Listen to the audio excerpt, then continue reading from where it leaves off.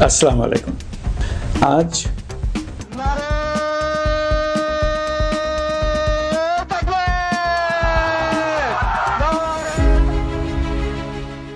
ঢাকা বিশ্ববিদ্যালয়ের কেন্দ্রীয় ছাত্র সংসদ ডাকসু নির্বাচন অবশেষে শিক্ষার্থীদের দীর্ঘ প্রতীক্ষার অবসান ঘটিয়ে প্রকাশিত হয়েছে চূড়ান্ত ফলাফল। সারাদিনের টানটান উত্তেজনা ও ব্যাপক ভোট গ্রহণ শেষে ছাত্রছাত্রীরা ফলাফলের ঘোষণার জন্য অপেক্ষা করেছিলেন অধীর আগ্রহে। এবারের নির্বাচনে ভোটার উপস্থিতি ছিল নজিরবিহীন। প্রায় ৮০% শিক্ষার্থীরা তাদের ভোটাধিকার গ্রহণ করেছেন। প্রাথমিক ফলাফলে দেখা যায় ছাত্র শিবির সমর্থিত প্যানেলে ব্যাপক ব্যবধানে এগিয়ে রয়েছে।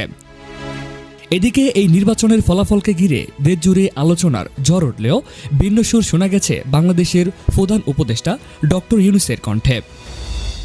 তিনি এই ভোট প্রতিক্রিয়াকে অত্যন্ত ইতিবাচকভাবে মূল্যায়ন করে বলেন, ডাকসুর এবারের নির্বাচন ছিল